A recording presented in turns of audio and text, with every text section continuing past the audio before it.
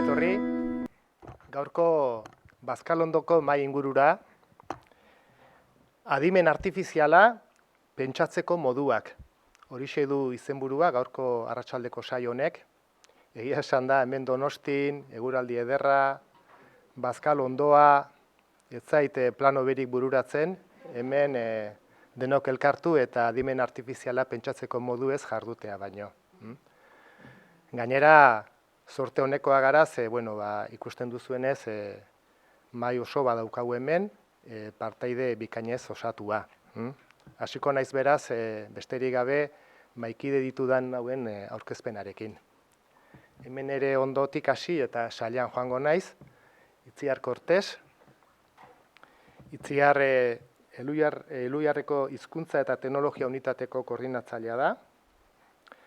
10 urtetik gora daramatza Elhuyarren lanean, batzuk lehenagotik ere ezagutu izan dugu informatika ikasketak egin zituelako informatika fakultatean, eta hizkuntzaren prozesamenduaren eta hizkuntza teknologiekin lotutako proiektuetan dihardu. Orduan, hizkuntzan aplikatzen den adimen artifiziala gertutik ezagutzen du, bistan denez. Beñat ere Zuma, Beñat teknologia irakaslea da, eta gaur egun Getxoko berritzeguneko zientzia eta teknologia aholkularia. Euskera Satorra proiektuaren koordinatzaile edo sortzaileare bada, eta adimen artifiziala erabiliz, Artiadi izeneko olerki liburuaren berak hemen pasadidan txuletan ekoitzlea jarri du. Eta egia esan da ni tentazio eduki dut egilea esateko, baina behar bada adimen artifiziala erabiliz sortu badu poema liburu hori egile izatea ez da egokia izango. Akaso hori izan diteke gaur arratsaldean landuko dugun gaietako bat. Nork sortu duen liburu hori. Beraz, nik uste prudentziaz Beñatek erabaki duela ekoizle hitza erabiltzea. Hor utziko dut, momentuz. Ondorenean, Itziar Alkorta. Itziar EHUko zuzenbide fakultateko irakaslea da, eta datuen babesa izan da bere ikerketa lerroetako bat. Egun, adimen artifiziala erabiltzen duen osasun aplikatibo bat garatzeko Europako ikerketa proiektu batean dihardu, eta hain justu bere arloa edo da pazienteen giza eskubideak nola bermatu daitezkeen ikertzea. Beraz, Itziarren ibilbideko kontu hauek uste dut balio dutela Itziarren ekarpena nondik etorri daiteken igartzeko. Eta han mahaiaren bestertzean daukagu Eduardo Apodaca. Eduardo Apodaca filosofoa da, ikasketaz, gaur egun EHUko gizarte psikologiako saileko irakaslea da, gizarte eta komunikazio zientzien fakultatean. INOCLAP kultur berrikuntzako ikerketa taldeko kidea, eta hizkuntzen erabilera eta praktika sozialen arloan ari da ikerketaren eta berrikuntza kultural eta sozialaren ikuspegitik batez ere. Baina egia da baita ere, azken aldian adimen artifizialaren gora berez ere aritu dela, eta beste beste argitalpen batzuk baditu, eta han eta hemen hitzaldi batzuk ere eman ditu, eta beraz, esan daiteke bere gai nagusi horretatik aparte ere adar bat adimen artifizialara lerratu duela. Beraz, esan beharrik ere ez dago, lehen aurreratu dizuet, mahai aberats bat daukagu hemen, mahai plural bat, ezinbestean behar zuen hala, gaiak hala eskatzen duelako, eta nik uste oain kontua izango dela, ea gai garen hemen dagoen pluraltasun honi nolabait batasuna ere emateko.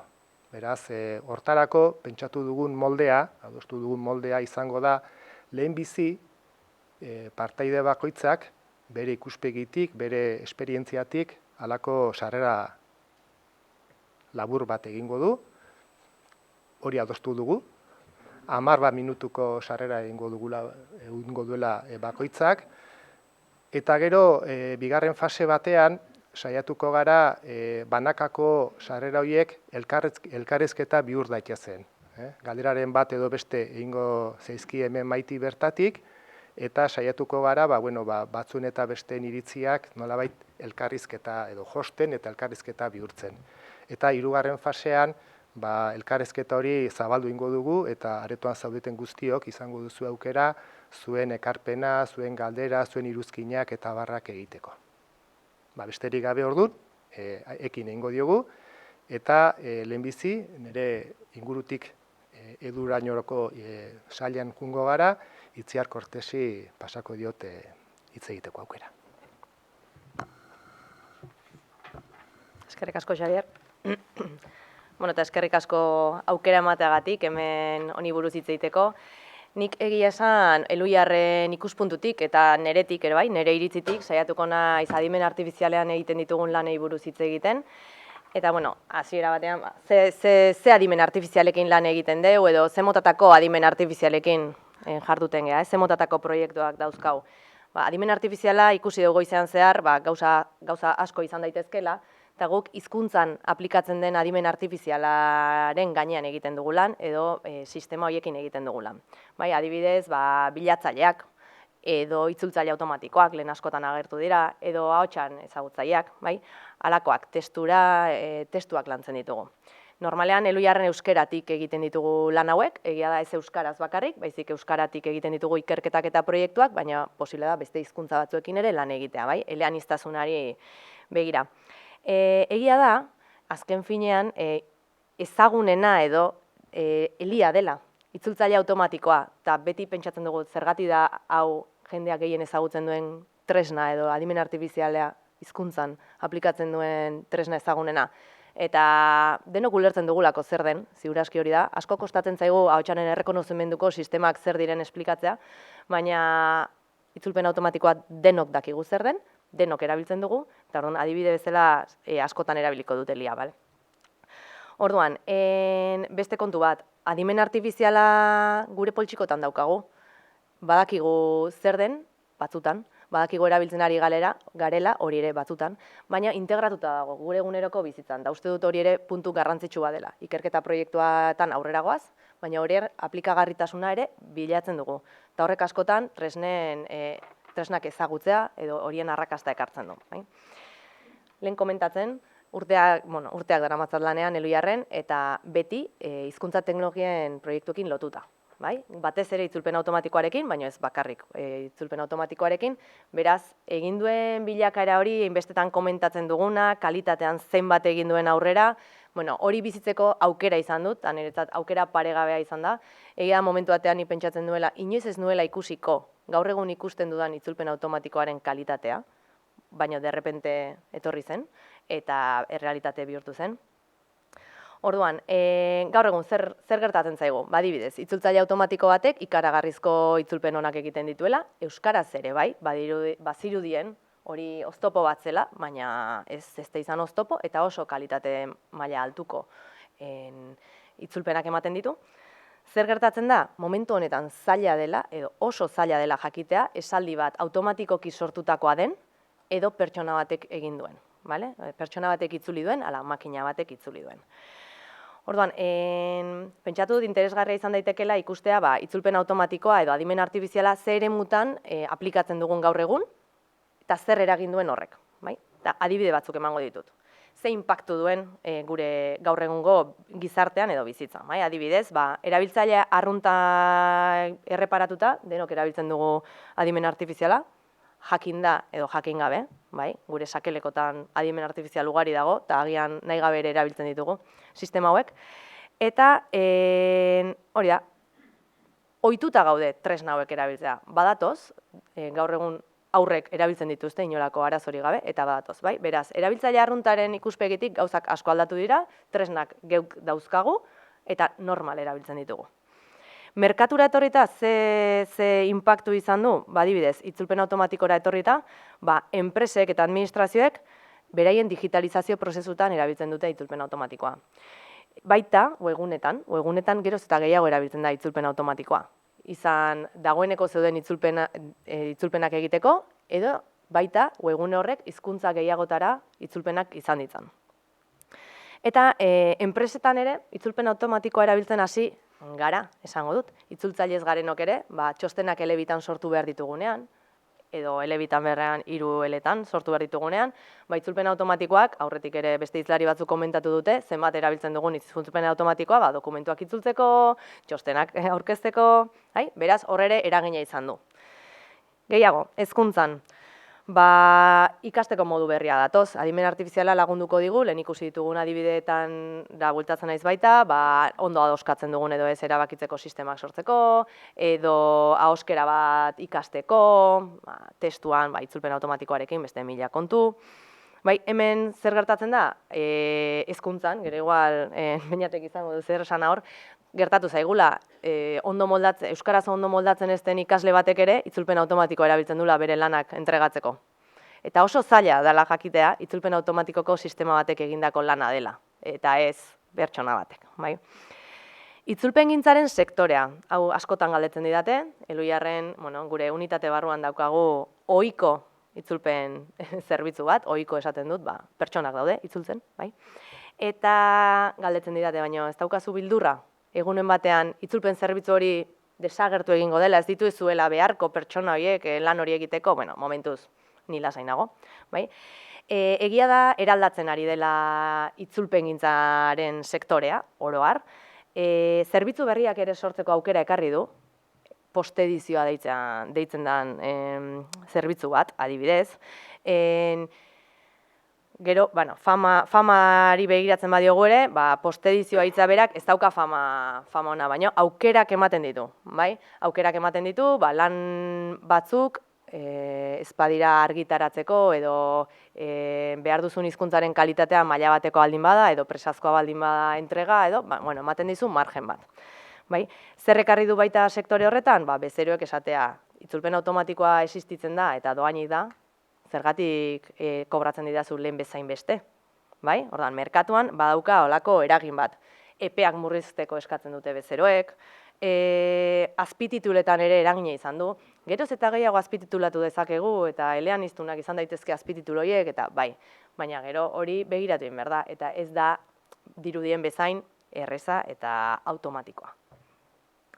Orduan, eta azken inpaktu bat edabideena. Edabidetan, lehen ikusi dugu adibide bat, zientzia.eus edabidean adibidez, itzultzaile automatikoa daukagu integratuta, euskeraz soilik idazten diren edukiak beste hizkuntza batzutara pasatzea. Horrek ekarri du, edabide hortan sartzen den profila, erabiltzaile profila aldatzea. Kanpotik jende gehiago iristen da, askoz bizita gehiago ditu webgune horrek, euskaraz idatzitako eduki hori beste hizkuntza batzutan irakurtzen da, bilatzailetan naiz eta gazteleraz bilatu agian benetan irakurleak gero euskaraz irakurtzen du testu hori, Piskat, saiatzen nahi naiz ideiak botatzen ikusteko inpaktua zein izan daiteken, Orduan, kontua da, sistema hauek onak edo txarrak diran, onak dira, nik hola katalogatzen ditut, baina kontuan hartu beritugu, baina batzuk badaudela. Adibidez, datuetatik ikasten dutela, eta lehen ikusi dugu datuen garrantzia zenbatekoa den. Guk azken finean datu multzo bat ematen diogu, eta sistema horrentzat unibertsoa da datu multzo hori. Datu multzo hortatik ateratzen dana, ea zer egiten duen adibide berri horiekin. Ez daki nondik jo, hor horrekin kontu zibili berda. Eta lehen generoari buruzko hainbat ohar egin dira, itzulpen automatikoak nola egiten dituen, akats batzuk, estereotipo batzutan oinarrituta. Testuetan dauden estereotipoak dira, ez dira sistemak berariaz sortu dituen estereotipoak, baizik datuetan zeuden, eta estereotipo horiek berdindu edo intensifikatu egin ditu, ziurrenik. Orduan, egia da gu gure aldetik Eluiarren ari garela horren inguruan lanketa batzuk egiten, adibidez, lanbide estereotipatuekin, zer egin itzulpenetan hainbeste ez eragiteko. Adibidez, betikoa, medikuak, zergatik gizonak eta erizainak emakumezkoak, ari gara horrelako esperimentuak egiten. Adibidez, esaldi mailako konmustadura ondo egitea. Sujetuan izen propioa gizonezkoa baldin bada eta hua erizaina baldin bada, gaztelaniazko itzulpenean, egotea ondo konmustatuta. Eta, pixkatola, amaitzeko eta etorkizunera begira eta beste idea batzuk botatzeko, nire iritziz, errezeloz begiratzen ditugu adimen artifizialeko sistema batzuk. Beste batzuk erabiltzen ditugu, badakigu adimen artifizialen oinarritutakoa dira, baino erabili egiten ditugu, bai? Datuetaz kezkatzen gara, norbaitek agian grabatu egingo digulako, gaur grabatu egingo digu, ez dakigu nora igoko duten hau, eta agian larritu egiten gara, baina gero beste edozein tokitan mugikorrean dena aktibatuta daukagu eta enpresa handi batzuk badakite non gauden momentu oro. Bai, orduan iruditzen zait, hori ondo barneratu berdeula, nola adimen artifizialak zertan eragiten duen, non da hon adimen artifiziala, ze datu ematen nahi gehan, da hor pixkat koherentzia bilatu beharko gendukela. Ez dakidan, ez ditugula ulertzen sistemak, edo ulertuta ere gauza batzuik garrantzi gehiago ematen dioula, beste batzui baino. Igual hori bezain sinplea da, Eta etorkizunera begira, bueno, ideia batzuk. Iruditzen zaitela, adimen artifizialak aukera ikaragarri ematen ditula orain, da emango ditula epe motzean, bai? Aukera berria daudela hizkuntza teknologien arlora bueltatuta, gure arlora bueltatuta, euskararen erabilera areagotzeko balioko duela, adibidez, euskaraz bakarrik sortu eta automatikoki beste hizkuntza batzutara itzultzeko, kasu batzutan.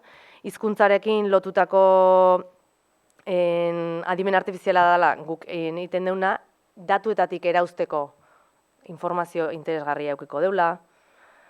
Bueno, eta teknika berriak, gaur egun dazkaun sistemak eguneratuko ditugula adimen artifizialeko teknikekin da, hori interesgarria egite zait. Eta gero, integrazioare bai gakoa dala iruditzen zait, bueno, usteet, ikasi berdeula, ez? Ikerketatik azken erabiltzaileen gana bide hori egiteko formula egokiena bilatzen, bai? Eta usteet aigeala ikasten bidean, baina gero eta gehiago berdeu, bai? Ze batez ere guri euskerako eremuan, euskeraz ikertzeko badaka olako izango komunitate bat, ez? Alor honetan ikertzen dauna, eta lortu berko genuke horko ikerketa guztiak alik eta azkarren eta modu honenean azken erabiltzailearen gana iristen, ikusteko hemen gaudela, bai? Baina hori da, kontziente, zertarako erabiltzen ari garen, bai? Eta gero, aukera berriak dira, bai? Baina adibidez, itzulpen automatikoakin konturatu geana da, geroz eta gehiago erabiltzen dela itzulpen automatikoa, esan dezakeu, elia, oain dela 2 urte baino, bikoitza erabiltzen dela, bai? Inberko gendukena da pixka planteatu hizkuntzari zer egiten nahi gehan. Adibidez, nik itzulpen automatikoa erabiltzen bade zerbait itzultzeko, eta espadetik utzen, eta itzulpen hori ala-olakoa baldin bada, hori hor gelditza. Ze pasatzea, crawler bat sorteu beste batek, etortzea, crawleatzeu, hola hitzaitez, crawlea ez daude informatikaria bakarri barkatu. Hartzeu informazioa webetik, erauzteu testu hartik, eta hizkuntzaren kalitate txikiago bat bilatzeu. Baina nola entrenatzeko erabiliko deun eta berdin duen, venga, entrenatu, ze pasatzea. Hemen 5 urtea sortuko deun itzulpen automatikoko sistema, agian okerragoa izango dela, kalitate baxuagoko itzulpenak egingo ditula. Eta berdina da, testu igualak erabiliko ditugu, estilo zuzentzaileak sortzeko, zuzentzaile gramatikалak, beste hainbat tresna. Orduan, hori da pixkat, gure kezka, ez? Hizkuntza zaintzen jarraitu behar deula. Ze dana da digitala, dana lagatzen du digitalean. Eta sortzen deuna hor gelditzen da urrengo sistema bat sortzeko, erabiltzeko. Eta, pixkat hori. Eta, gure hori hizkuntzarekiko dakaun kezka hori, bai, gut teknologia garatzen eta, ikertzen eta garatzen jarraituko deu, hildo hortan, eta saiatzen sistema horiei probetxu bateatzen, alik eta gehiena, baina nolabait saiatu berdeu erabiltzailea pixkat edukatzen edo hizkuntzari behartzaion garrantzia emateko, ze honeaino irizti asko kostatu zaigu, eta ez dezagun oain desaprobetxatu hori. Pixkat ideia horiek nahi dituen kontatu. Eskerrik asko. Eskerrik asko zuri Itziar, eta lehen aurreratu dizudan bezala.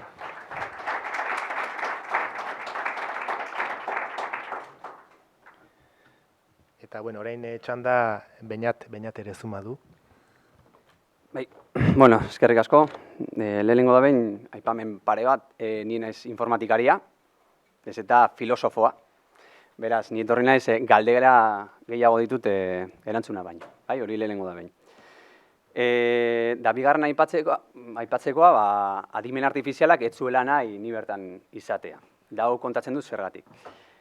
Ondala aste batzuk, badirudi Elujarretik ez da igor, mezu bat, email bat bidali zidatela, eta, ez zuten erantzunik jaso.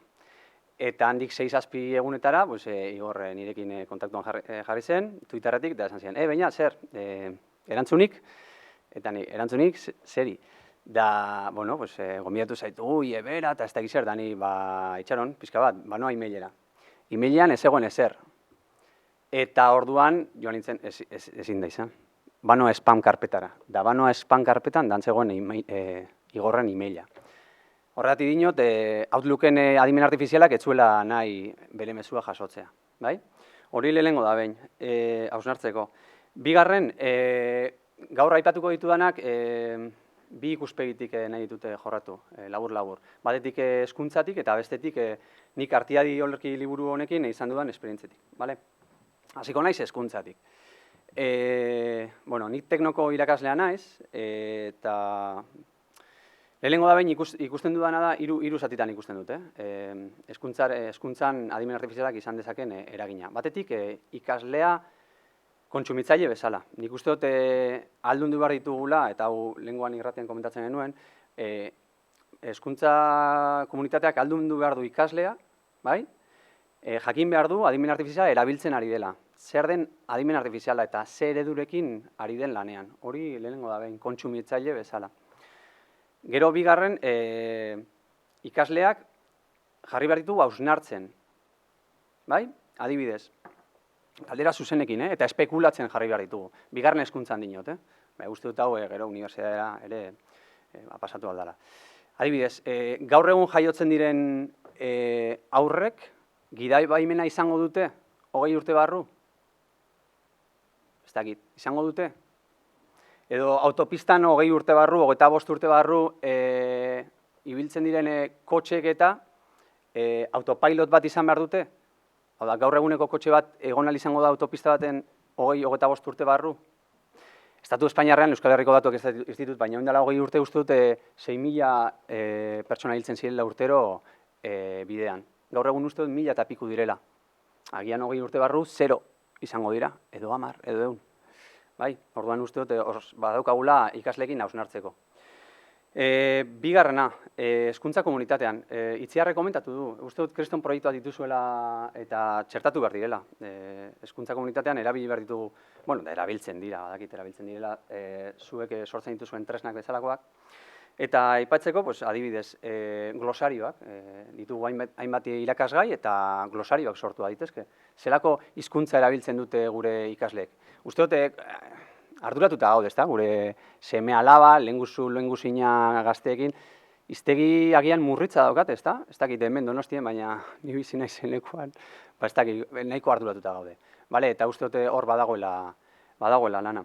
Adibidez, YouTubeko bideoak, irakasle bezala eta klaustroetan, make bakizuzuko oso ondo, jotzen da askotan, ostras, topatu du YouTubeko bideo bat itzela, baina ingeles ez da, baina gazteleraz da, baina frantses ez da. Eta hor, bazabiltzate lanean, ez da, ikusgelarekin bazabiltzate lanean, ez da, YouTubeko bideoak egiten, prestatzen, hori kriston lana da. Bideo bat editatzeak, 8 minutuko bideo bat editatzeko, zenbat ordu pasatzen dira? Asko. Orduan, hor badago gure, etorkizunean nik ikusten dut, 10-15 urte barru, nik aukeratuko dut, edo irakasle batek aukeratuko du, ingeles dagoen bideo bat, eta ez bakarrik transkribatuta euskaraz, baizik eta, ahotsa bera euskaraz entzungo dugu, aurpegiaren aldaketak eta euskaraz egongo balitz bezala egingo ditu, eta hori helduko da. Eta horretarako tresnak sortu beharko dituzue, bale Itziar? Eta gero, bigarren atal honetan, ikasegoerak sortu. Orain, entzungo dozue, behin da berriz, ikasegoerak, modan dagoen hitz bat, lehen arazo egoera zena, bai? Eta, bueno, azkenean, etorkizun labur batean, eremuka lanean ibiliko gara, bai lehen eta bigarren hezkuntzan, badabiltza batzuk, baina etorkizunean bai edo bai ibili beharko gara. Eta orduan, zergatik ez, ikasegoerak automatikoki adimen artifizialari esker sortuko dira, adibide konkretu bat. Pandemia bat pasatu dugu edo pasaten ari gara, ez dakit ja. Eta ikasegoera bat nahi dugu, matematikako irakasgaia, fisika, kimika, biogeo, teknologia eta euskara uztartuko dituena. Mesedez adimen artifizial sortu ezazu honen inguruko ikasegoera bat. Helduko da hori ere, bai, helduko da. Planteatuko dizkigu 3-4 edo adibide eta guk aukeratuko dugu. Bale. Eta azkenik hezkuntzan inguruan, uste dut ondo dago kontsumitzaile bezala ikasleak eta estea, baina uste dut erronka dela sortzaile bihurtzea, ezta? Eta hor, bueno, pues, Galder, komentatu du zurekin, uste dut erronka potola daukagula, adibide konkretutan lana. Imaginatu dezakegu, ez dakit, gorputz heziketako irakaslea badaukala buruan, ibilbide bat egin nahi duela, bere herrian, baserriak eta bizitatzen. Komentatzen dio teknokoari eta esaten dio, bagoaz eta zergatik ez dugu datu base bat egiten, ezta? Baserrien datu base bat egiten dugu.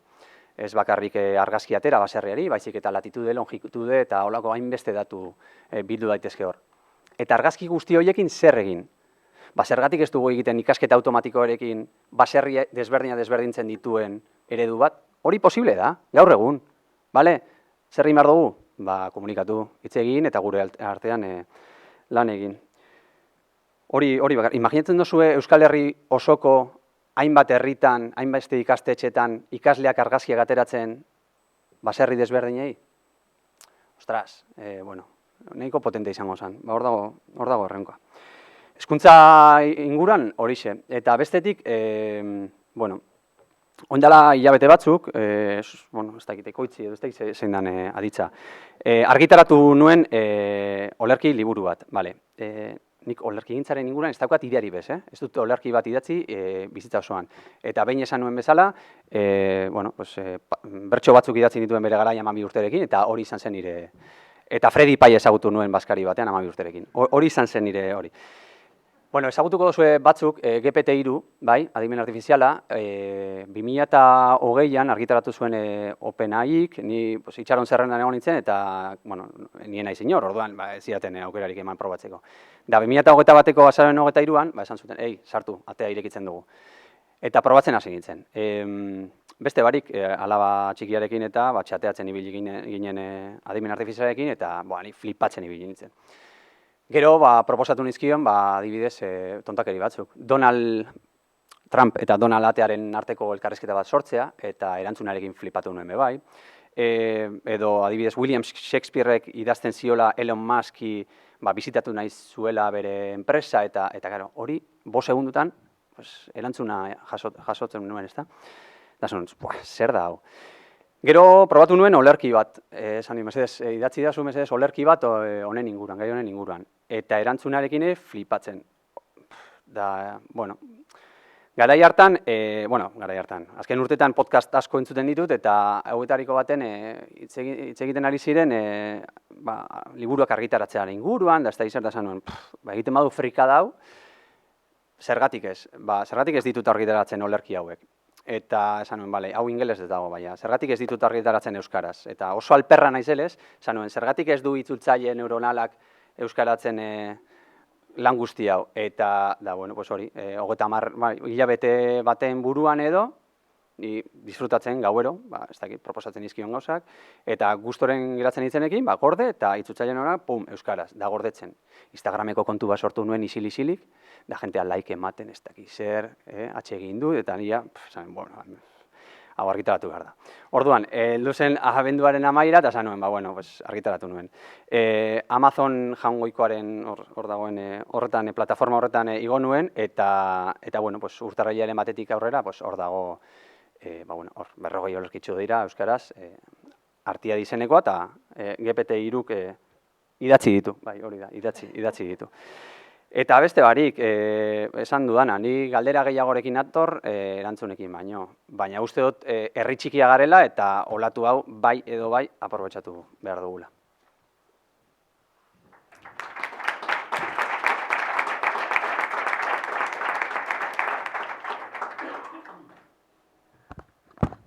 Oso ondo, eskerrik asko Beñat, orain Itziarri emango diot hitz egiteko aukera. Ondo dago galderak planteatzea, ze orain artean plantea dituzun galdera gero seguru Itziarrek eta Eduk erantzungo dituztela, beraz ikuste zuen maila oso ondo orekatuta dagoela.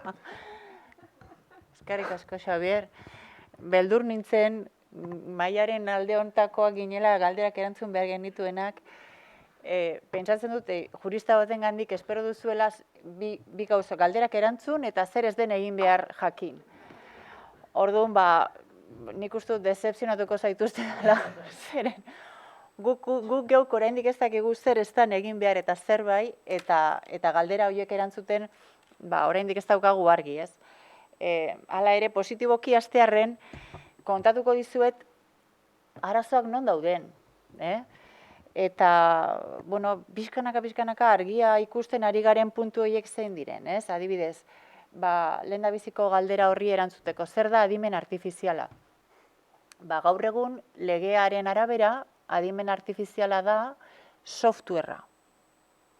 Horrela definitzen du legeak adimen artifiziala, ez? Software bat da berezitasun batzuk dituena. Konkretuki, reglamentu proposamenaren arabera, Europa mailan adimen artifiziala regulatzekotan daudelako, oso aurreraturik dago reglamentua. Software horrek hasteko izan behar ditu ezaugarri tekniko batzuk. Baina, ezaugarri teknikoak zein diren, ez da esaten definizioan, baizik eta reglamentuaren eranskin batera eramaten da hori, izan ere teknikaren egoera hain azkar mugitzen da, ez direla ausartzen definizio estatiko bat jartzen.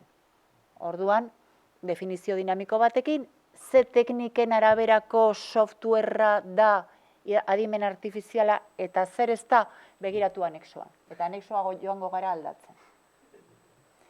Bigarrenik,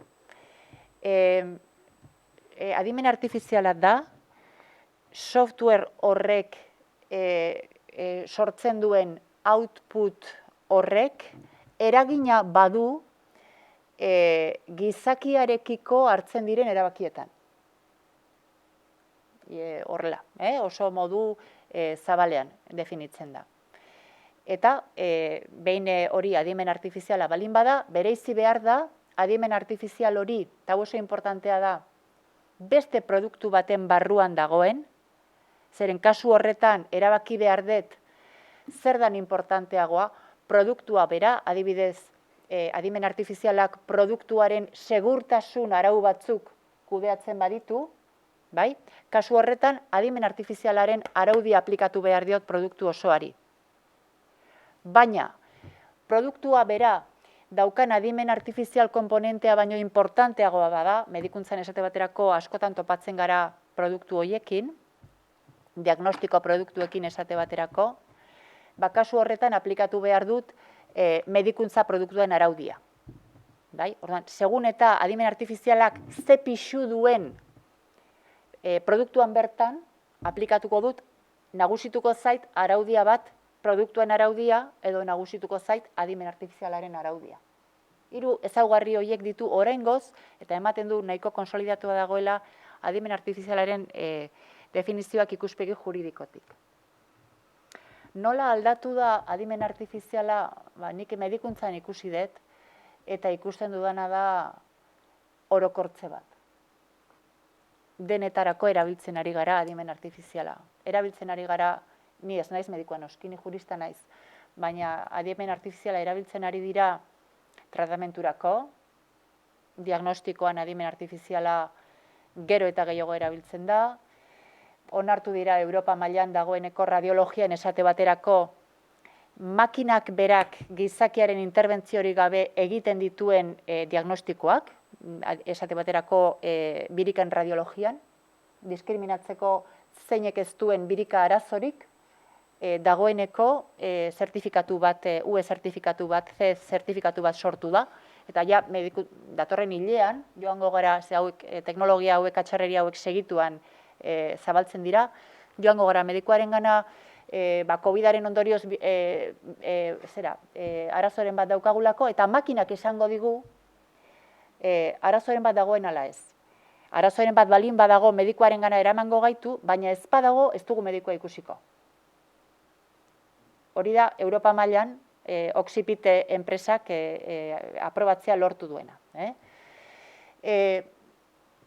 Adimen artifiziala erabiltzen da kudeaketan, erabiltzen da barra kudeaketan, medikuntzan esate baterako muturreko kasu bat izan daiteke triajea, COVID-aren garaian ikergarri sufritu zen, urgentziatara sartzen zelako jendea barra uholdeka eta ez zegoen diskriminatzeko modurik, zein bai eta zein ez, mediku batzuk adinaren arabera, beste batzuk ez dakigu zeren arabera jartzen zituzten arnasa hartzeko makinak, eta orduan sortu da giro bat non triajerako erabakitzeko zein bai eta zein ez eta zein ordenetan rankeatzeko gaixoa, horrelako adimen artifizialeko sistemak eta algoritmoak erabiliko dituguna. Hau ja implantatuta dago urgentziatan, emergentziako kasuetan, eta ikusiko duzue errekonozimendu fazialaren bitartez hau ospitaletan segituan izango dugula. Hau onartuta dago. Baina, haratago, adimen artifiziala gero eta gehiago erabiltzen da ikerketan. COVID-arekin jarditzak eta adibideak ere, baina bestela, momentu honetan medikuntza ikerketa eta lehen itziarrek ere aipatu du horrelako zerbait egiten da, existitzen diren datu retrospektiboen gainean. Datuak hor daude. Orduan, medikuek eta ikerlariak egiten dutena da datuak erabili. Eta datu horien arabera elikatzen dituzte beraien algoritmoek ematen dizkieten erantzunak, ez? Gurutzak eta horien ondorioz. Eta hor daukagun problema bat da zein datu erabiltzen ditugun. Datuen iturria eta datuen kalitatea. COVID-arekin gertatu zaigu esate baterako, eta orain dela gutxi artikulu bat publikatu zen hor demostratuz, COVID-aren diagnostikoa egiteko eta COVID-aren detekzio genetikoa egiteko arazoak egon direla, herrialde garatuak eta industrializatuak segituan aritu ginelako datuak sortzen. Genoma segituan, birusaren genoma segituan desifratu zen, eta gaixoen eragina segituan jarri zen partekatzen plataforma bitartez. Baina, Inglaterrako ospitale batek milaka datu egunean jartzen balin bazituen plataforma horretan disposiziora, open access, edozeinek datu horiek erabiltzeko moduan, Afrikako herrialdeek, Afrika guztia kontutan hartuta, agian 500 datu jarzitzaketen egunean. Horrek zer esan nahi du, gaixotasun horien eragina aztertu duten, datuen arabera aztertu duten ikerlariek sesgoa daukatela. Afrikako herrialdeak ez ditugu kontuan hartu, ez zegoelako daturik. Ez dakigu bertako genomak nola reakzionatzen duen, beredan ez dakigu. Ari gara, medikuak ari dira bertara bakunak bidaltzen, baina parte daki. Oie gure datuak dira. Orduan, tratamentuetan ere, ikeragarrizko eragina dauka inteligentzia artifizialaren algoritmoak daturik gabe ez dira ezer, dakizuen ez, datuak nondik hartzen ditugun, ez? Hori esateko, inteligentzia artifiziala, adimen artifiziala heldu zaigula leku guztietara. Eta hori, lehendabizi galderak egin behar dira erantzunak aurkitzeko, eta seguru asko, segun eta ze galdera egiten ditugun, erantzun onak edo txarrak aurkituko ditugu, ez? Orduan oso importantea da, dauden arazoak ongi sistematizatzea. Eta nik ikusi dudanaren arabera behintzat susmoa daukat, 3 lekutan dauzkagula arazo oso importanteak. Bata da, aipatu dudan hau, ez, datuen kalitatea. Norenak dira datuak? Hori da lehendabiziko galdera. Guk badakigu Europan eta oso gustora gaude, oso etikoak gara, datuak ez direla propiedade bat. Estatu Batuetan, bai. Bale, ez dira propiedade bat. Baina garbi daukat ere, dagoeneko 2016ko reglamentuak zer gutxitarako balio duela. Zeren, datuen araudi bat ezarri du, non bakoitzak datuen kontrola omen duen. Lehen itziarrek aipatu du. Guari gara datuak sortzen eta datuak erregalatzen momentu honetan eta egunean zehar. Guk sortzen ditugun datu biometrikoak, guk sortzen ditugun denbora guztian konektatuta gaude eta gure datuak barreiatzen ditugu konturatu gabe. Orduan, reglamentuak esaten duen hori, bakoitzak daukala bere datuen autodeterminazio kontrola, oso polita da, baina ez da posible gaur egun hori bermatzen, ez. Orduan, nik uste dut joan behar dugula, eta badago mugimendu bat Katalunian, eta nik uste dut herri moduan ere hortik joan beharko genukela, non sortzen ditugun datuen kooperatibak. Gu geu erabiltzaile gara, eta ez daukagu modurik, ez dakigulako gure aparatuak topatzen, gure aparatuen cookie horiek oztopatzen, eta ez da posible, gainera jende askorentzat eta batez ere jende datuarentzat ez da posible hori ikastea, dagoeneko, gap hori geratu egingo da, ez? Aldiz, elkartzen bagara, kooperatibak sortzen baditugu, seguru asko posible izango da esate baterako, kooperatiba horiek gure datuak kudeatu alizatea. Demagun, eta hori Katalunian existitzen da, osasun datuen kooperatiba bat egiten dugula. Guk egiten dugu herri mailan osasun datu kooperatiba bat, eta erabakitzen dugu, eta jendeak bere aparatoetan aplikatibo horiek jaisten ditu, nori emango dizkigun datuak eta zergatik. Interesatzen zaigu farmakologika hori datuak ematea, iruditzen zaigulako bere ikerketa lerroa eta bere ikerketa moduak etikoak direla, eta ematen diegu datuak. Beste bati ez dizkigu emango, bai? Orduan, datuen mailan nik uste dut oso importantea dela dimensioa. Ikeragarrizko botere desoreka dago. Bai, badakizue, 5 multinazionalen artean, momentuan, detentatzen dituztela, munduko datuen 95%. Eta COVID-arekin hilotzen doa.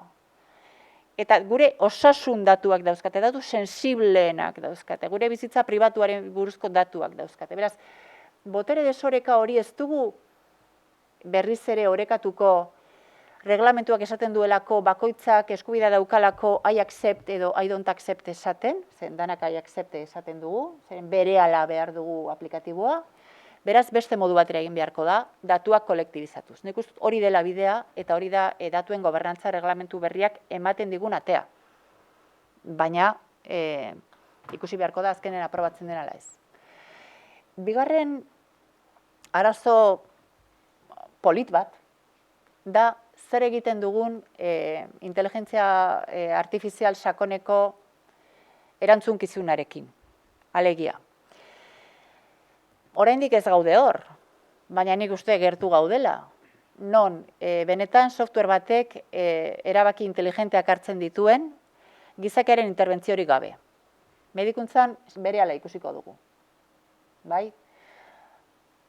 Esate baterako Katalunian dagoeneko martxan daude, pilula inteligente batzuk, non webcam txiki baten bitartez, egiten duten koloneko minbiziaren detekzioa. Eta erabaki dezakete biopsia bat egitea momentuan.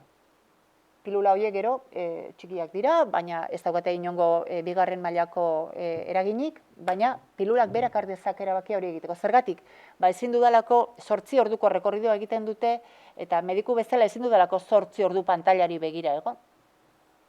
Erabakitzeko lesio txiki hau benetan kanzerigenoa den eta erabaki bat hartu behar duan. Orduan, makinak ikasi du, noiz lesio hori izan daiteken benetan kantzerraren prekursore bat, eta dagoeneko egiten du erabakia hartzen du. Bai? Inteligentzia artifizialarekin. Kotxea, edo Boeing 737, gero edo eta niari ginen orain komentatzen, ez? Kotxeak algoritmo bat erabiltzen du, badakizue suposamendua, aurrean derrigor ez dauka frenada margenik, eta norbait eman behar du aurretik. Bai? Orduan, algoritmo baten bitartez erabakiko dugu nor izango den, eta zergatik. Eta hori inteligentzia artifizialeko erabaki bat izango da, eta agian hartuko ditu erabakiak, guk geuk gizaki bezala hartuko ezken dituzkenak. Ez dakigu zein diren. Horretara heldu bagara, galdera da, personalitate juridikoa eman behar diogu makinari? Bera izango da erantzule? Zeren, berehala parra egiten duzue. Makina erantzule, eta makinak ez dauka dirurik. Eta makinak ez dauka gero kartzelara joaterik. Makinak dirua izan dezake. Patrimonio bat sor daiteke eta aseguru objektibo bat jar daiteke. Makinari jar dakioke atzean poltsa bat. Hori posible da. Eta 2017ko Europako Parlamentuaren resoluzio batek esan zuen inteligentzia artifizial sakoneko makina batzuk erantzule egin behar ditugula. Eta ez makina hori sortzeko interbenitu duten beste agente guztiak, baizik eta makina bera. Objektibizatu egin behar dugulako erantzunkizuna. Hori da bigarren galdera handia. Eta esango nuke bukatzeko hirugarren galdera handia, dala, aipatu dugu, kalte algoritmikoen kudeaketa. Estatu Batuetan momentu honetan esate baterako zenbait lekutan baldin eta kalean bazaude eta ez badaukazu lotako lekurik, algoritmo bat aplikatzen dizute jakiteko babes etxe batera sar zaitezken ala ez. Zeure antezedente guztiak kontutan hartzen dituzte, zenbat denbora damakizun kalean badakite, filmatu zaituztelako, eta hori baino gogorrago, zeuri buruzko datuen arabera pronostiko bat egiten dute. Zu gai ote zaren estatuak emango dizun zerbitzu mugatu hori ondo aprobetxatzen. Alegia, zuri babesa ematen badizugu zeure jarreragatik zen probabilitate daude gizarteratzeko persona hori. Zeren beste batzuk egongo dira dagoeneko kalean utzi behar dugunak, ze guri makinak esaten digu horiek ezin direla rekuperatu. Beraz, eman diezaiogun aukera bat rekuperableari. Eta beste utziko dugu kalean hiltzen, hotzak hiltzen edo beroak hiltzen. Hori dagoeneko aplikatzen ari dira, bai? Konportamentalak diren datuen araberako erabakiak hartzen ari dira zerbitzu publikoetara heltzeko. Bai? Orduan, kalte algoritmiko horiek nola kudeatu behar ditugu. Bai? Eta onartu behar dugu probabilitate sistema horren arabera, guri egingo zaigun kalkulu baten arabera, determinista bihurtuko gara? Ja ez dago persona bat errekuperatzeko modurik? Aurrera erabakiarekin, zer egingo dugu, bestela, geure baliabide ekonomiko mugatuak ezingo ditugu ondo erabili.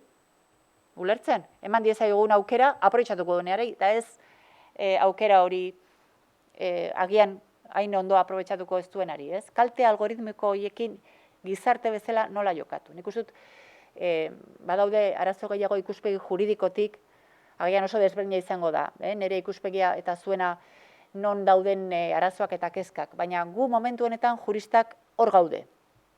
Bai datuak, bai ikusi ditugun kalte algoritmikoak, eta bai informazioaren eta transparentziaren borrokan gaude. Bai, algoritmo batek erabaki bat hartu behar balin badu, nik jakin behar dut algoritmo horretan dauden vektoreak zein diran. Eta zergatik hartzen dituen. Bestela nik jurista bezala ezin zaitu defendatu. Ezin dut argudiatu horren kontra. Black box. Ez dut ikusten kaja horretan, kaja beltz horretan zer dagoen. Hiru horiek dira momentu honetan guk buruan dauzkagun kezkak eta galderak.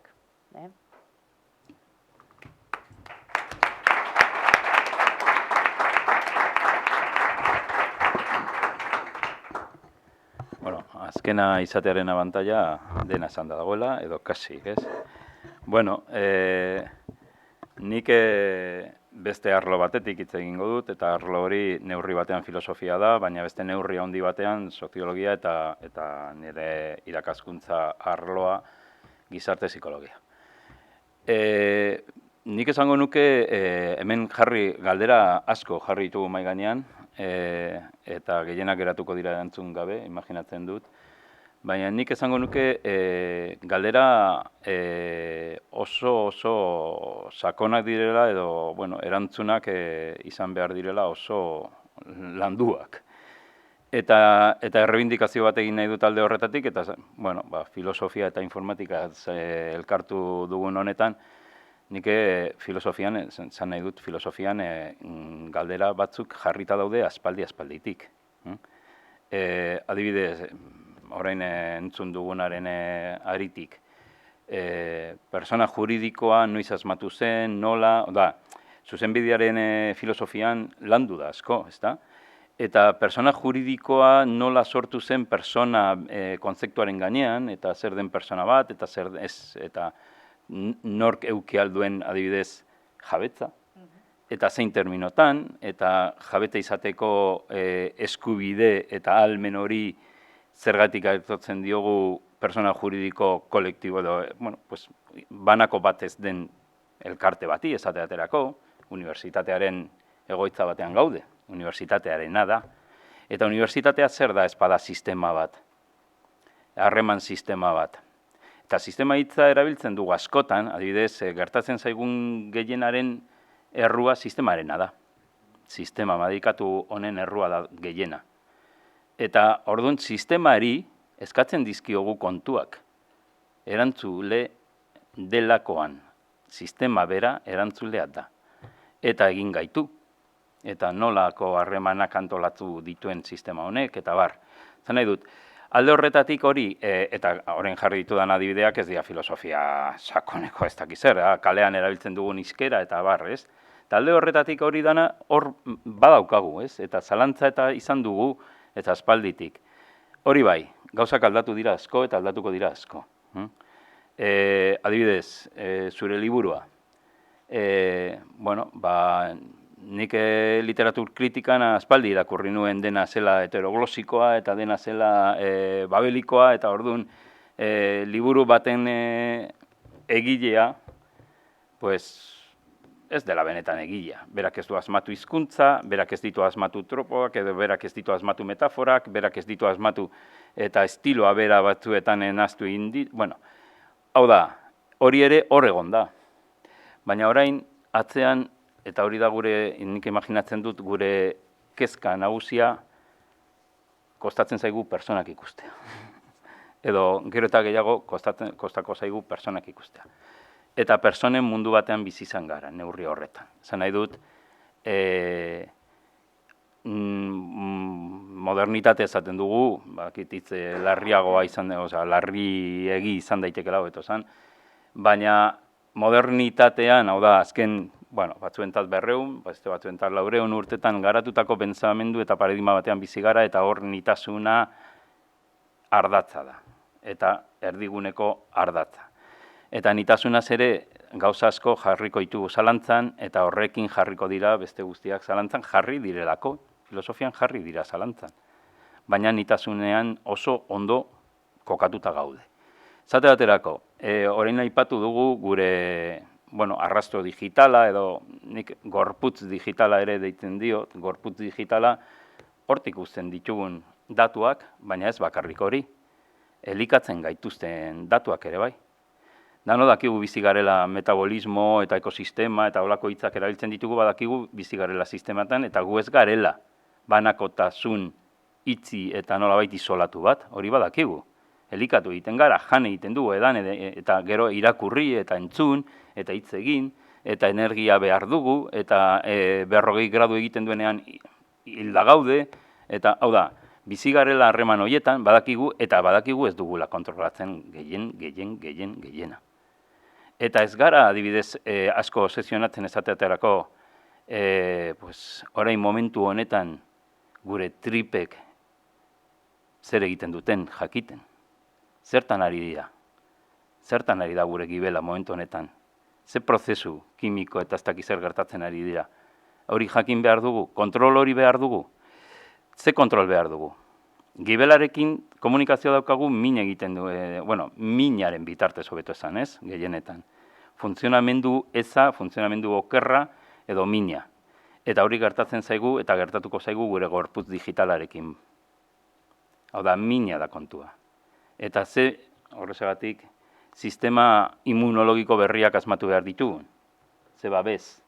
Ze nola babestuko dugu persona, nola babestuko gara kolektiboki, eta bar. Bueno, nik ideia horiek esan dute azteko neurri batean, eztabaida asko filosofian ja gertatu direlako, eta beste asko gizarte zientzietan hor daudelako eta egongo direlako, baina nire asmoa zen gaur hemen exagerazio batzuk egitea. Zan nahi dut, joerei buruz hitz egiten dugunean, eta hemen ikusi dugu batzuetan exageratzea oso zaila dela. Ikusten dugunean adibidez, oso orain azaldu dudana, kolone minbiziari buruz, pues, niretzat hori, orain dela urte bete hori exagerazio bat zen. Hori noiz gertatuko da. Orain dela urte bete esango nuen, bueno, hori izango da 20 urte barru edo holan. Baina gertatzen ari da. Eta hori gertatuko zaigu gehiago. Eta kotxeen aseguruen kontuarekin, eta hori gaitasunekin, zer ikasi behar dute oraingo umeek? Aurten jaioko direnek zer ikasiko dute nagusitan. Hori, gidatzeko, baina irakurtzen ikasiko dute. Zein izango da urrengo belaunaldi analfabetoa? Baina nahita, gaitasun hori lehengo gauza bat delako. Zertarako ikasiko dugu irakurtzen eta idazten? Ahoz, egin gure harreman guztiak, harreman kultural operatibo osoak, egin baldin baditugu ahoz. Ahozkatasun berri bat helduko da? Eta zertarako, eta hori nik mahai gainean jarri dut, behin baino gehiagotan, zertarako hizkuntzak ikasi? Zelango inbertsioa egiten ari den orain, inglesa ikasteko, familietan, hemengo inguruan.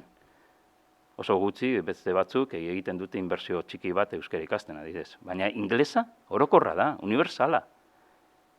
Bidaiak, umeak beheraman ez dakitu udalekutara, baina 20 urte barru, igual ez dute behar. Teknologia hauei esker.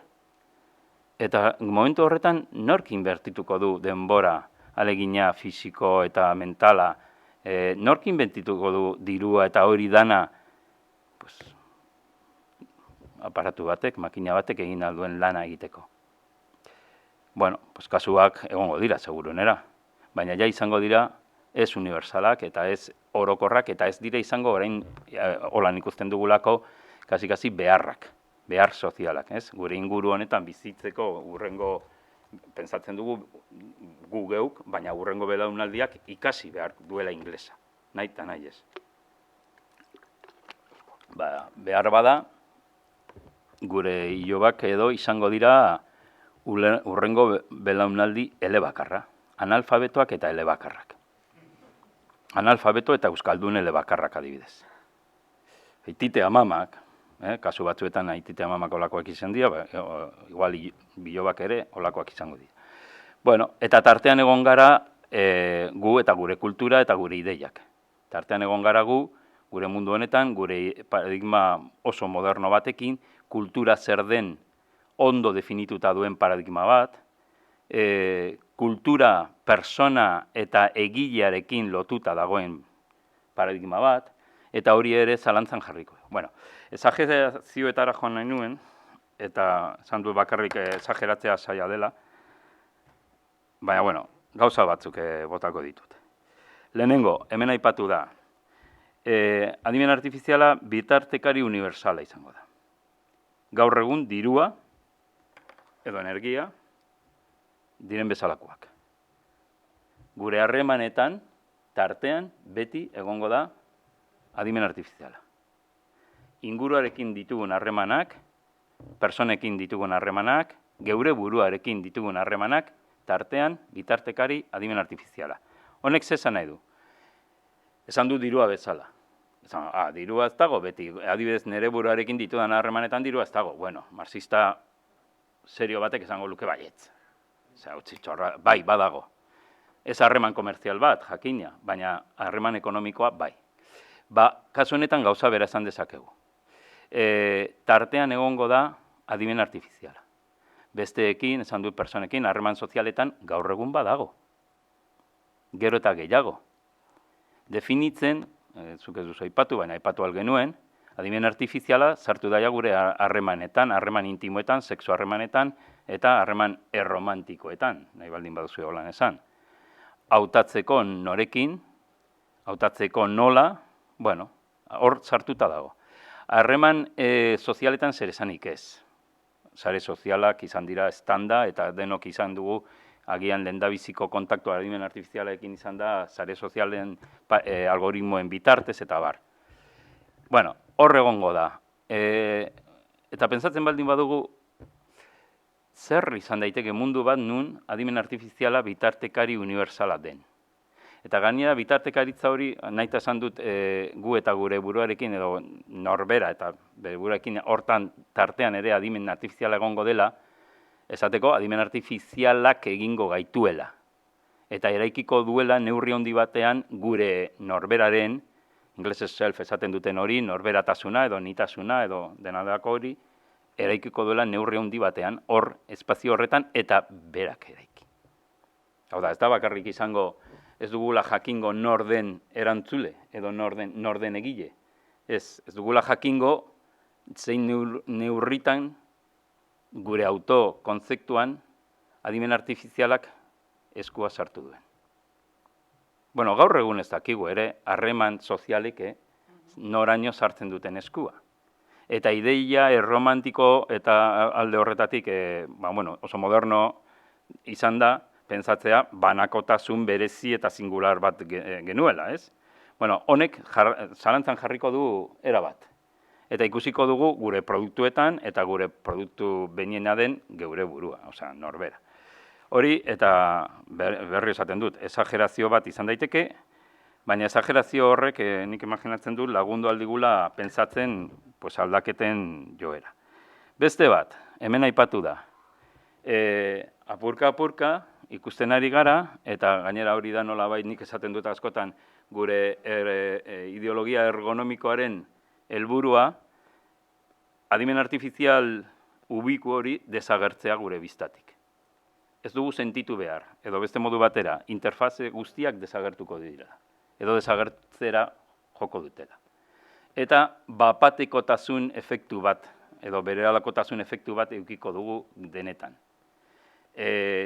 Gure erabakietan, gure beharretan, eta guk eskatu gabe gertatuko dira gauzak. Guk eskatu gabe, kotxeak geldituko da, guk eskatu gabe, hau eta bestea. Holan adibidea jarri ditugu sinpleenetan eta gaur egun daudenak, baina imaginatu ditugu beste batzuk. Guk eskatu gabe, deituko digute telefono, deituko digute, edo esango digute ez dakin nola, hitzordu bat daukagula ligatu nahi dugulako. Bai, ligatu nahi dut orain? Bai, algoritmoak esan dizu. Bueno, desagertzen baldin badia zer gertatzen da. Teknologia guztiekin bezalase, momentu batean ohitu egiten gara eta galdu egiten dugu hor daudelako sentsazio hori, ez? Eta orduan magia bihurtzen dira. Nolabait magia efektu bat gertatzen da. Eta magia efektu horretan atzean zer dago? Pentsamendu magikoan gertatzen dena. Gure borondatea, gure nahimena, betetzen dela berez eta bitarteko hori gabe. Beraz, bitarteko universala bihurtzen den neurrian, galduko dugu biztatik.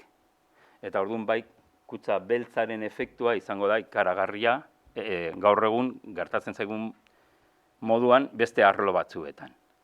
Adibidez, gizarte zientzetan denbora asko galtzen dugu, gizarte harremanen nolabait kutsa beltza irekitzen.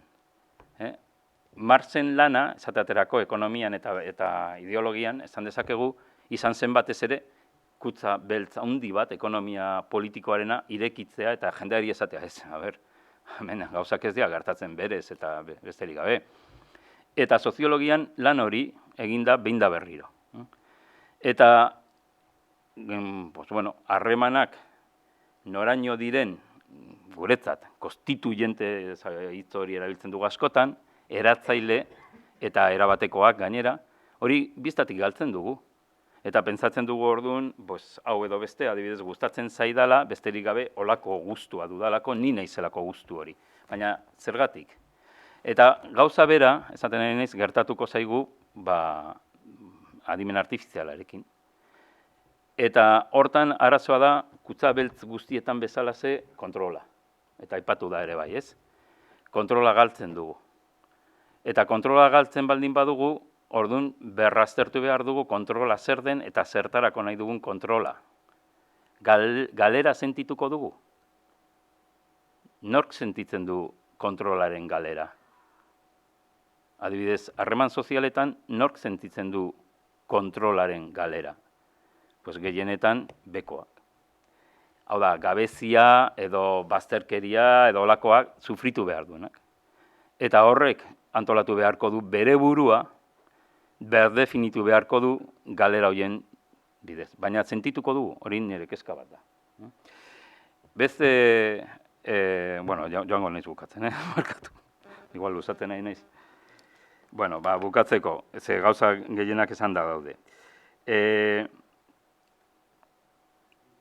Ahalmenak eta gaitasunak. Askotan esaten dugu, makina batek edo makina batek hartzen dituen ahalmenak, personek galtzen dituzten gaitasunak. Hor, tensio bat eta nolabait esan dezakegu, bueno, termino arrunt bat erabiltzen, tensio, gatazka eta dialektika bat daukagu, ez? Zer ikasi behar dugu? Zertan trebatu eta zertan izan behar gara gai?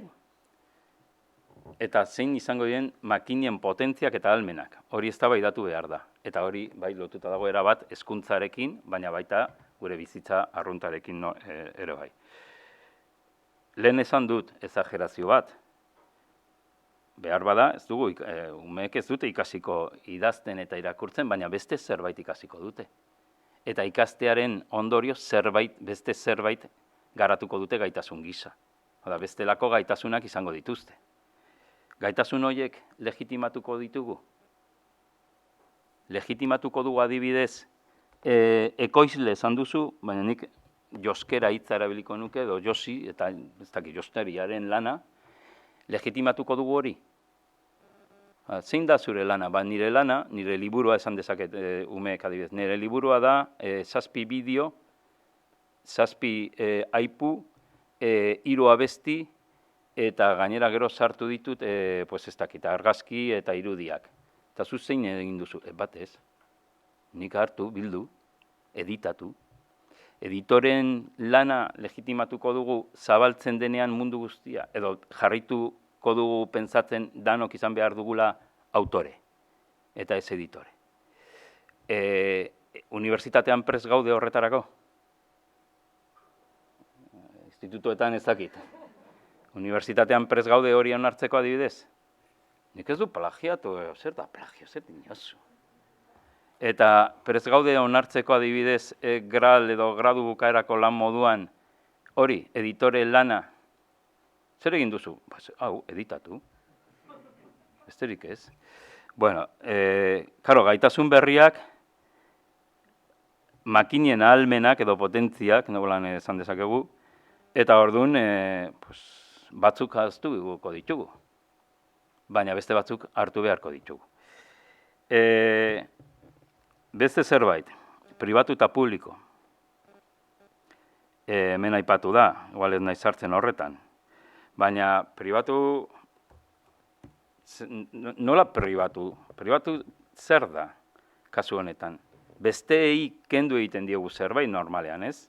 Besteei privatizazio bat ezarri. Ez hartu nirea da. Nire jabego pribatua da, zuk erabiltzeko nire baimena behar duzu. Eta orduan, zuk daukazu pribatu hori. Privatizazioa da zuretzat, ez nire jabego pribatua da, zuk ezin duzula erabili. Kasu honetan datuekin zer gertatuko da? Datu pribatuak noraino eraman alditugu datuen kontua. Esate baterako, orain eztabaida batez eduki aldugu irudi publikoari buruz. Nik kalean nago, argazki bat egiten dit eta publikatu egiten du. Kalean zeunden, hori publikoa da. Eta sarea ere publikoa da, orduan berdin da. Baina, karo, erregistroa da arazoa. Erregistroa da arazo larriena. Zer gertatzen den gure datuekin arazoa da erregistratuta geratzen direla. Ze lehen niri benetan berdin zitzaidan, zakin nork ikusi nau biluzik ondartzan, ondartza publiko batean, nudista, egon naiz, eta bere buruan geratu da irudi hori. Hori berdin zait. Eta gero berak ere kontatu aldio jendeari. Ikusi dute edu hor ondartzan biluzik, eta jo, ipurdi zuri-zuria zuen eta. Hori berdin zait. Erregistro hau berdin zait. Ez diotik garrantzirik ematen. Baina erregistroa baldin bada argazki bat, zeina, biderkatu alda, ez dakizen bat bide, eta gaina geratu alda hor betiko, bueno, betiko asko da. Orduan bai, arazoa gertzen da. Hori ere kontuan hartu beharko dugu. Ze momentu batean ez dugu izango eremu publikorik. Adibidez, hondartza nudista batean ezin da ezer erregistratu. Baina seguru gaude lortuko dugula eremu horretan teknologiak privatizatzea, kentzea, eta eremu publiko bat izan dadin nolabait teknologiarik kanpo harreman hori adimen artifizialetik kanpo harremanak izatea. Bueno, arazo bat, ez? Bueno, eta honekin bukatzen du, pale, parkatu. Eta hori azkena nintzela. Baldin amaitia nengo ez bukatzen. Barkatu, bai, egia da. Esaiazu esan gauza ederra ez dela, filosofo bat hola aitzea. Gu ez gaide hain ohituta horretara, behar bada filosofia sailekoentzat ez da ezer berririk, baina egia da jardun mota hau guretzat berria dela, eta bueno, jurista bati entzuteare guretzat berria da, baina bueno, oso aberasgarria. Akaso Beñaten eta Itziarren saioak izan dira gugandik gertukoagoak edo etxizkigu igualain bereziak gertatzen. Ataka baten aurrean nago, ze berez esan dizuet 3 fase izango zituela mainguru honek, baina momentu honetan erabaki dut 2 fase izango direla. Eta gainera pentsatzen dut, bueno, Maitik asko hitz egin dugula eta ez dagokigula Maitik jarraitzea. Eta beraz, zuzenean aretoa ahalduntzen dugu, eta beraz, hemendik aurrea norbaitek, zuetako norbaitek, edo, bueno, Maitik ere norbaitek hitz hartu nahi badu, beso altxa eta mikrofonoa emango zaio.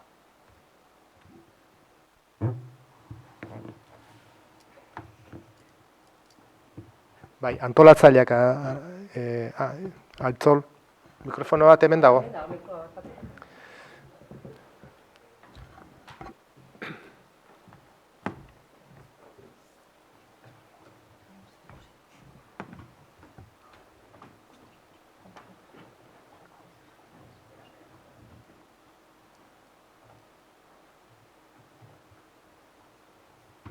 Bai? Bale. Galdera daukat, ez da nerea, enkargu bat da, goizean gozaltzen nintzen 8 urteko alabakin, eta kontatzen gaur adimen artifizialei buruzko jardunaldia geneukala, eta legin du naiz esplikatzen zer dan adimen artifiziala, eta ze gauza lortu daitezken, eta galdera egin dit behar niri. Ze izango litzake, ze galdera litzake adimen artifizial batek sekula erantzungo ez lukena.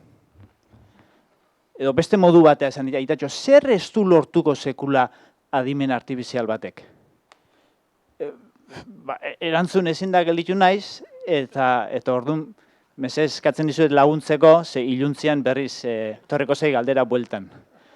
Ze galdera klase edo ze ekintza klase ez luke sekula adimen artifizial batek egingo.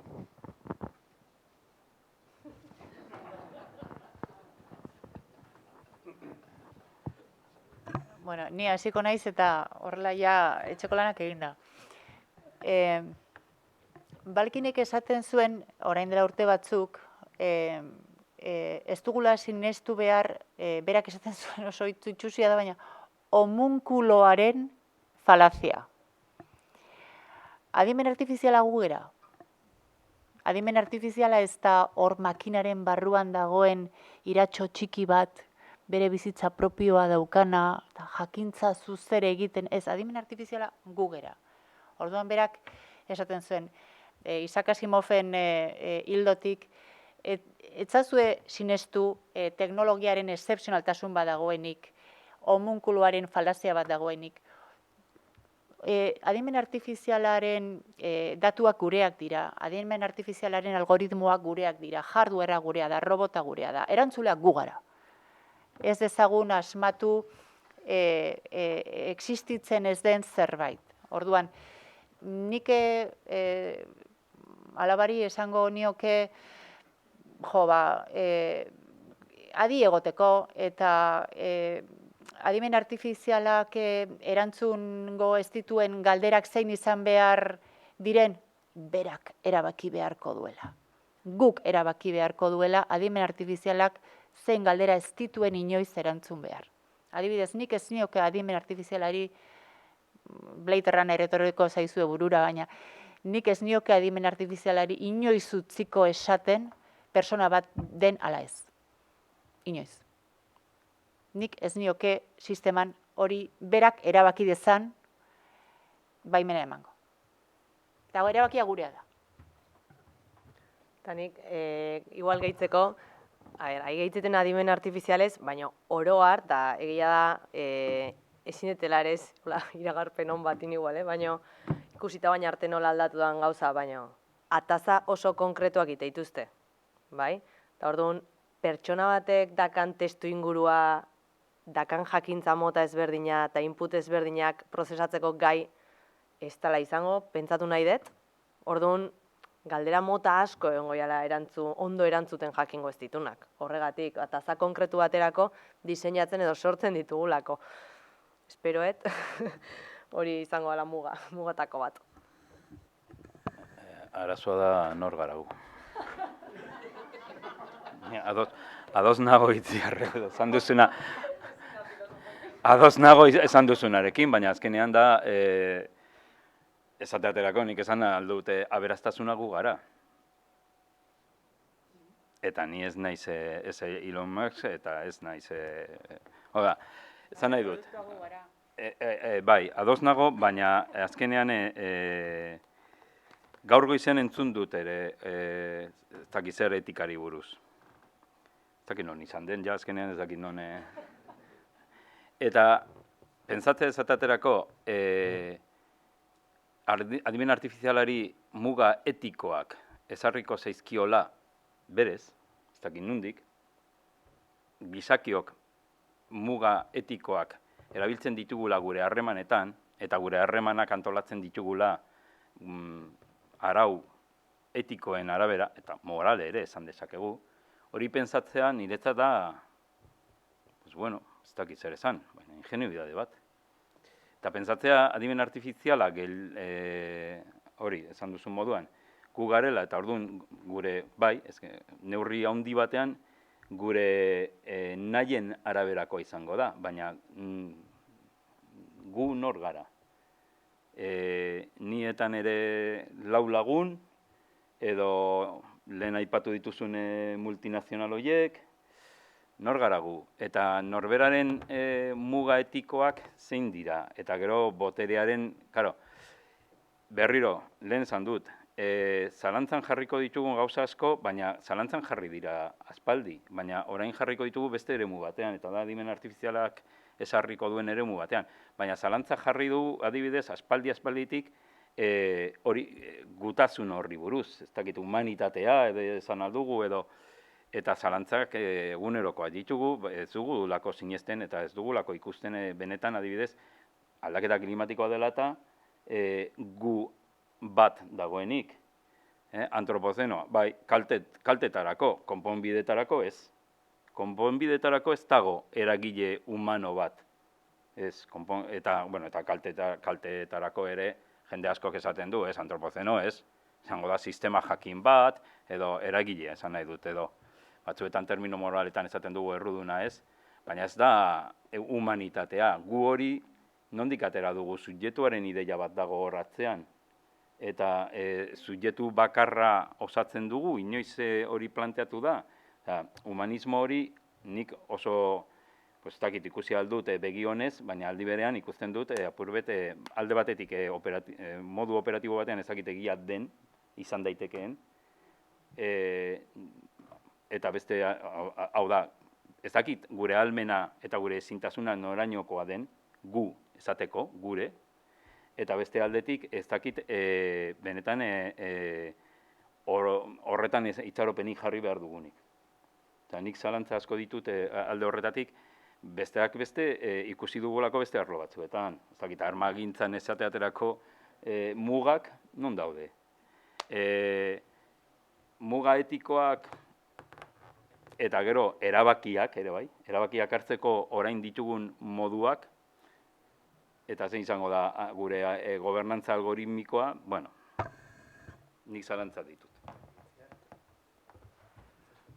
Eta erantzungo duela edo zer. Nire erantzuna hori izango zen.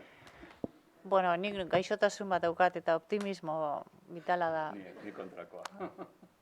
Eta hala ere onartu behar dizut, ni datuen munduan eta biotikaren munduan sartu nintzenetik, zoritxarrez eduk diona gertatzen dela. Alegia, proposatzen diren teknologiak azkarrago edo beranduago azkenean geure ganatzen ditugu eta erabiltzen ditugu.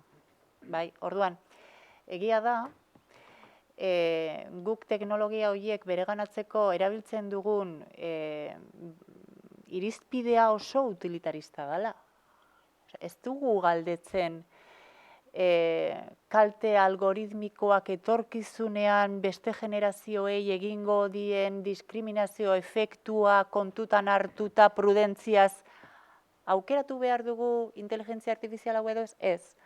Egiten dugu kosteen balantze bat, onuren balantze bat, eta esaten dugu, radiologia sistema honek hobeto funtzionatzen du aurrekoak baino? Errore margena ez da medikuaren begiaren 85%, baizik eta 85%, hau da kasua. Orduan aurrera, eta ez dugu gehiago galdetzen. Orduan, gertatzen zaigu, eta gertatu zaigu, niri telefonoarekin gertatu zaidana. Ni ez naiz inor telefono hau gabe. Hemen daukat nire informazio guztia, nire agenda, nire argazkiak, nire izaera, hau gabe suizidatu egingo nintzateke. Orduan, egon, baina, orduan, neri nork galdetu dit ontologikoki telefono hau erabiltzeko hartuko ditudan dependentziak eta ajeak eta bizioak, ez, azkenean ikusi dut nire ondokoak bazeukala eta hartu egin dut. Eta horrela bizi naiz, ez? Orduan, erabakiak hartzeko utilitarismo horrek bultzatuta, egia da, azkeneko 25 urtetan ikusi ditugun aurrerapen teknologiko askok baldintzatu gaituzte gu nor garen, medikuntza genomikoak, self-quantified. Jende asko bizi da, honi begira, aber zenbat pauso eman ditudan gaur, aber zenbat kaloria konsumitu ditudan, aber zenbat urre gastatu dudan, bere nortasunaren definizioa telefonoak ematen dio, bertako datuak ematen dien, nitasuna aldatu da, datu horien arabera beste modu batera ikusten gara. Eta nire giltzurrinak nola funtzionatzen duen ere jakin dezakete, honen arabera. Eta datu hori signifikatiboa da jende askorentzat momentu honetan. Evidentemente aldatu da. Baina, gu ikusten ari garena da, ni behintzat ikusten ari naizena da, eta medikuntzaren munduan ikusten ari naiz, gu egiten ari garenarekin ikusten ari naiz, zeren guk pertsona helduei smartphonea jartzen dizkiegu, eta pertsona helduengan eta bere bizitzarengan daukagun kontrolaia absolutoa da. Teknologia honek daukan intrusio ahalmena ikeragarri handia dela. Nik esango nuke, benetan, oraingoan komeni zaigula gizaki bezala, hau noraino eta nola eta nori eta zenbat eta noiz ez erabaki hori aurretik hartzea. Badakit hau prekauzio printzipioaren kontua, nahiko zaharkitua geratu dela, baina kasu honetan inpresioa daukat eduk esan duenagatik, ez? Erabaki asko hartzen ari dira, eta guk ez dakigu erabakiak hartzen ari direnik. Social scoring egiten ari dira, bankuetan eskuratzen dituzun kredituak edo ez dira kasualidade bat. Datu hauek inteligentzia artifizialarekin erabakiak hartzen dituzte, tratamentu bat jasoko duzun ala ez, aseguru bat emango dizuten ala ez, hipoteka baterako eskubidea daukazun ala ez, zerbitzu sozial baterako eskubidea daukazun ala ez, Eta horren aurrean reglamentuak zer esan du? Debekatu ditu bi teknika. Ezin dira erabili inteligentzia artifizialarekin bi teknika mota. Bata izango litzateke urrutiko rekonozimendu, aurpegiaren rekonozimendua, identitate rekonozimendua, baldin eta ez badago arrisku bat edo prozedura kriminal bat, delitua egin duen norbaiten bila ari naizela esan dezaket, eta orduan bai, bi horiek onartzen dira, edo epaile agindu barik, instrukzio mailan poliziaren aginduarekin nahikoa da. Poliziaren instrukzio batekin nahikoa da, momentu honetan. Direktibaren arabera, oraindik ez dago aprobatuta. Baina debekatuta, inteligentzia artifiziala nola, barkatu, oraintxe amaitzen dut. Inteligentzia artifiziala noiz bai eta noiz ez eragiten dituen kalteen arabera direktibak esaten duena da, debekatzen da eskubide fundamentalak urratzen dituen inteligentzia artifiziala, bata da esate baterako urrutira egin daitezken rekonozimendu fazialak salbu bi kasu hauetan, egin daiteke delitua persegitzeko eta emergentzia kasuetan, ezin daiteke egin inteligentzia artifiziala baldin eta diskriminatzeko balio badu, baina ez da diskriminazioa definitzen. Persona baten kontrako erabaki hartzeko balio balin badu ezin daiteke hartu, eta horren aurrean, gertatu balin bada, eskubidea daukagu makinak hartu duen erabaki horri persona baten erabakia gehitzeko. Eskubidea daukagu persona batek parte har dezan erabaki horretan. Baina ez automatikoki erabakia deusezteko. Baizik eta persona baten interbentzioa eskatzeko. Makina batek hartu duen erabaki diskriminatorio baten aurrean. Eta gero egiten dira beste bi sailkapen. Arriskua daukaten inteligentzia artifizialak eta horretarako zertifikatu berezi bat beharko da, proba berezi batzu pasa beharko dira merkatuan, eta beste inteligentzia artifizial mota batzuk, arriskutsuak izan daitezkenak, deepfake-etarako arriskua ere sor dezaketenak, baina konsideratzen direnak, edo esate baterako spamaren teknologiak eta teknologia konpartimentalak arrisku bajukoak konsideratzen dira. Eta horiek zertifikatzea oso erresa da. Bai? Orduan, nik uste dut, Europa mailan emango dugun erantzuna berriz ere dela epe motzekoa. Berriz ere dela utilitarioa. Ez dela egon gizarte debate bat. Eta hor nik uste dut gu gai garela. Hor naiz ni optimista. Zergatik ez? Zergatik ez dugu hau bezalako debate bat egiten, kolektibizatzen apur bat jendeak behintzat jakin dezan, zer etor daiteken? Oso ondo, Itziar, uste oso modu egokia dela, guan bezu positibo hori eta gure gaitasunetan sinistea, aurrera begira, eta ordua gain hartu digu. Konturatzerako, ja, esaten ari zaizkit bukatu beharrean gaudela, beraz, badakit zuetako askok galderak izango zenituztela, baina, bueno, nik uste honek eskatzen duela, gaur hemengo saio honek jarraipena eskatzen duela. Hasieran, esan dizudanean, ez zegoela plano berik gaur hemen egotea baino, hortik irripar maltzur batzuk eta ikusi ditut, baina nik uste saioa ikusita gero aitortuko didazue arrazoi nuela. Eta gainera, puntu nostalgiko batekin esango dizuet, Bazkalondoko debate filosofiko hauek UEuren tradizioaren parte direla. Hau, badakit, UEukide ezain gazteontzat behintzat, larraonako garaiaiek eta datozkigu, eta nik gaur halako usain bat sumatu dut hemen, beraz, hotxe dago gonbita, antolatzaileei esan berriz, gu prest gaudela horrelakoetarako eta uste dut gaia merezi duela eta gainera beharra daukagula. Beraz, eskerrik asko, Itziar, Beñat, Itziar Edu, eskerrik asko guztioi eta hurrengora arte.